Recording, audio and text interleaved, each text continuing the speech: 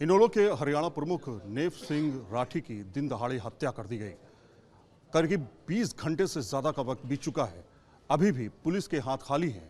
हालांकि बोला जा रहा है कि 2 लोग गिरफ्तार जरूर किए गए हैं, लेकिन वो क्या शामिल हैं उसमें, वो देखना जरूर होगा। बाकायदा प्री प्लान से हत्या की गई ऐसा दिखाई दे रहा है, क्योंकि बाकायदा ट्रैक कर रहे थे हत्यारे गाड़ी से, I-20 से। अभय सिंह चौटाली जी हमारे साथ में मौजूद हैं, INLD के वरिष्ठ नेता हैं। सर, जिस तरह से हत्याकांड हुआ है, ठीक चुनाव से पहले इस तरह की वारदात, किस तरह से इसको आप देखते हैं? और अभी तक हत्यारों का कुछ पता नहीं। ये पॉलिटिकल मर्डर है। आज से 4-6 महीने पहले चौधरी नफे सिंह राठी को यहीं के एक पुलिस के अधिकारी ने इस बात के लिए आगाह किया था कि आप पे कभी भी हमला हो सकता है, और उन्होंने मेरे पास जाकर के गुड़गांव मेरे आवास पे मुझे ये बात बताई। मैंने मौके के एसपी को टेलीफोन किया और कहा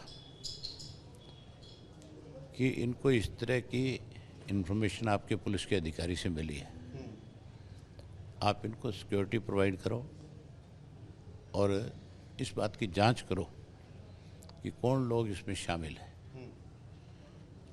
जब उन्होंने सिक्योरिटी नहीं प्रोवाइड करी तो फिर होम मिनिस्टर को भी लिखा, चीफ मिनिस्टर को लिखा, डीजी को लिखा, होम सेक्रेटरी को लिखा, जो CID का चीफ है उसको भी लिखा, लेकिन उन्होंने इसके ऊपर कोई संज्ञान नहीं लिया। इसका मतलब है वो भी कहीं ना कहीं ऐसे लोगों को पनाह दे रहे थे, ऐसे लोगों पे उनका जरूर थोड़ा मोटा हाथ रहा होगा। अब जब परिवार के लोगों ने, जिन पे शक था, जब नाम लिखाए तो विधानसभा में होम मिनिस्टर कहता है कि ये भी पॉलिटिकल लोगों के नाम लिखा दिए। क्या भाजपा के किसी पॉलिटिकल आदमी को इस बात की छूट है क्या कि वो किसी को भी भाड़े के गुंडे बुला करके मर्डर करा दे? फिर तो इस देश में जो सत्ता में होगा वो किसी को जीने नहीं देगा। ये मान के चलो कि ये मामूली बात नहीं है, ये बहुत बड़ा इशू है, और सरकार ने मजबूर होकर के ही, अब जब उनको लगा कि अगर इसकी जांच नहीं कराओगे तो फिर बहुत सारी चीज़ों को फेस करना पड़ेगा, तब जा कर के इन्होंने इसको CBI की इंक्वायरी मार करी है। तो अब आगे का क्या होगा? क्योंकि अब देखा ये गया है कि जिस तरह से ये हत्यारे बाकायदा उनको ट्रैक कर रहे थे, उनके पीछे आ रहे थे, तमाम चीज़ें सामने आई हैं फुटेज के माध्यम से। अब जिस तरह से परिवार ने भी कहा है कि ये इसमें शक नहीं है, हमें पूरा विश्वास है किसने किया है, तो उसको लेकर के आप लोग क्या करेंगे? पुलिस में FIR कराई है, अब पुलिस का काम है उनको अरेस्ट करो, उनसे पूछताछ करो और सारी चीज़ लाओ सामने।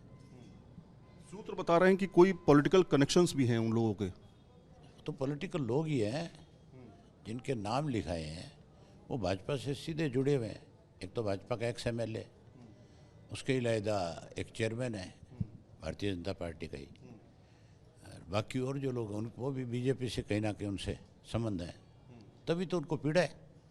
आपको लगता है मारने वाले लोग अलग हैं, मास्टरमाइंड को अलग है जिसने सब कांड करवाया? मारने वाले तो प्रोफेशनल लोग हैं, ये तो कोई आम साधारण आदमी का काम नहीं हो सकता।